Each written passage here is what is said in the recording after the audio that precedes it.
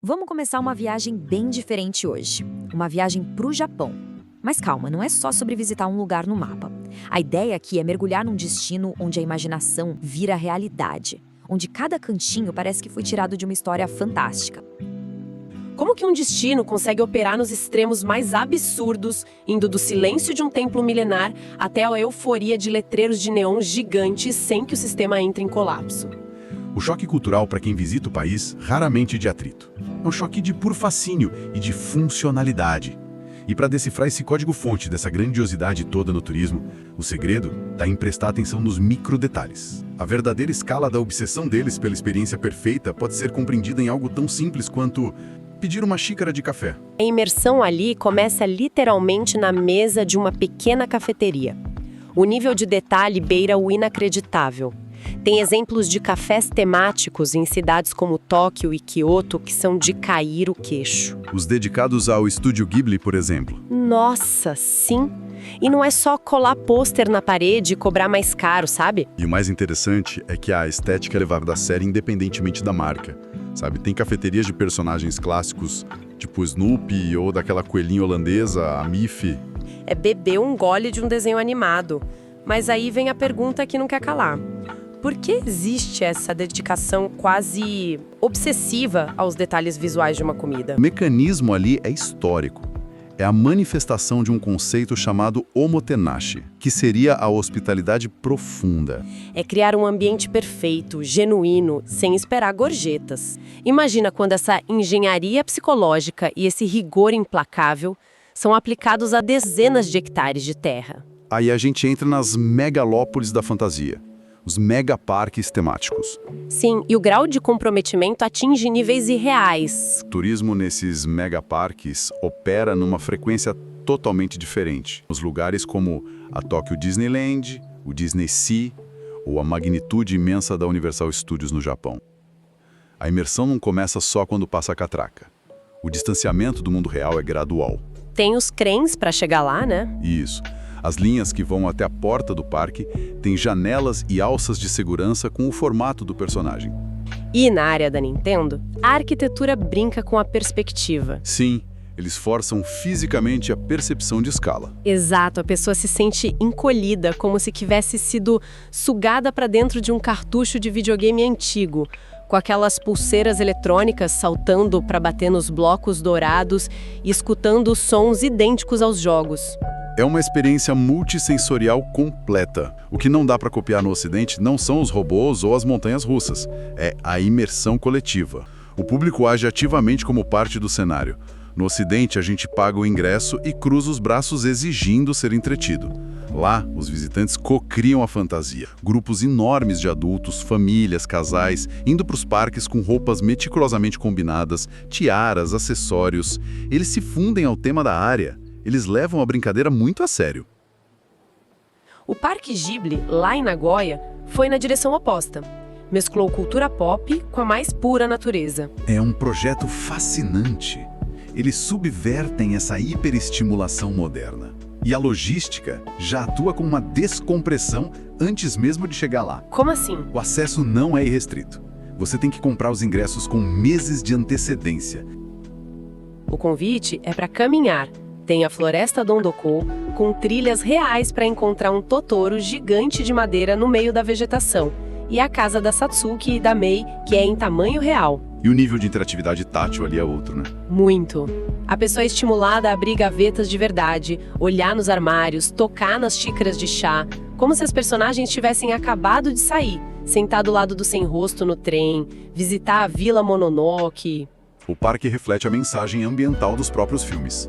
A atração é a descoberta tátil. A natureza é a protagonista ali. Eles inseriram a arquitetura fantástica de forma cirúrgica na floresta real que já existia lá. É um convite para desacelerar. Esse respeito pela natureza no Parque Ghibli não é ficção. É só um reflexo das paisagens reais do país que são atrações por si só. O turismo além dos muros dos parques expõe maravilhas naturais e contrastes urbanos que chegam a causar vertigem. E de um lado, a pessoa mergulha em Kyoto, com aqueles templos dourados refletindo na água, rituais lentos de geishas passando por vielas antigas, aquelas florestas de bambu que tampam o sol. E, de repente, Tóquio. Com letreiros gigantes de neon que nunca desligam, uma energia totalmente cibernética e barulhenta. O contraste é brutal mesmo. E ainda tem maravilhas impressionantes, tipo a ilha de Miyajima, com aquele portal vermelho que parece flutuar na água dependendo da maré. Ou as ruas de Nara. Ah, Nara e os cervos soltos. É uma imagem fortíssima. Pois é, os animais andando livres no trânsito, cobrando o biscoito dos pedestres. Sem falar da vista surreal do Monte Fuji, refletido no Lago Kawaguchi. Ou o turismo para relaxar nas águas termais quentinhas, os onsen. Paisagens belíssimas e extremas. Parece que o turismo japonês opera em duas marchas totalmente opostas, sabe? A velocidade neon pop cibernética de um lado e a câmera lenta zen milenar do outro. Como é que eles não entram em colapso tentando sustentar rotinas tão conflitantes na mesma malha urbana? Essa é talvez a maior genialidade social de lá. O que amalgama essas duas realidades é que ambas exigem a mesmíssima coisa: respeito absoluto às regras e harmonia coletiva. As diretrizes de comportamento para sobreviver a um cruzamento lotado de neon em Shibuya são as mesmas para frequentar um banho termal isolado.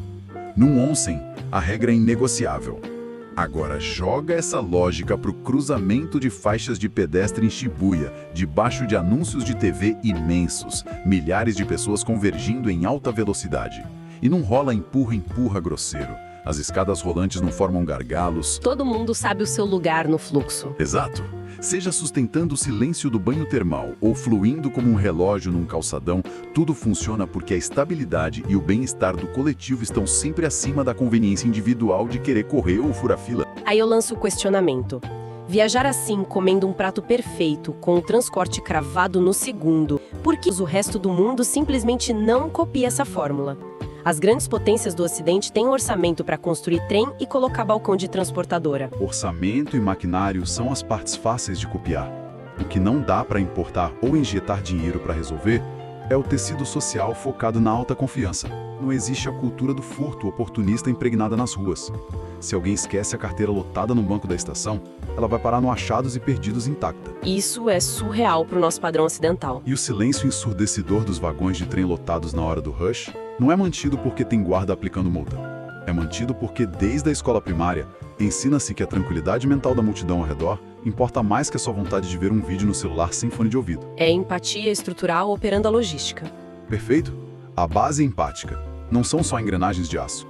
Sobra tempo e energia mental para a pessoa mergulhar 100% nas experiências lúdicas e contemplativas que o ambiente oferece. E talvez, no fim de tudo, a maior viagem não seja sobre lugares, mas sobre o que a gente leva de volta com a gente. O Japão impressiona pelos templos, pelas ruas impecáveis, pela tecnologia, mas é nos pequenos gestos que ele realmente transforma. Quanto disso a gente pode trazer para a nossa própria realidade? Porque viajar é isso. Não é só conhecer o mundo, é permitir que ele mude a forma como a gente enxerga o nosso. E talvez um pouco mais de respeito, cuidado e consciência já seja o começo de um lugar melhor, onde quer que a gente esteja. E aí, depois de ver tudo isso, deu vontade de conhecer o Japão de perto?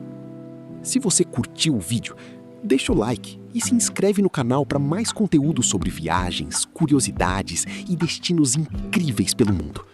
Até o próximo vídeo!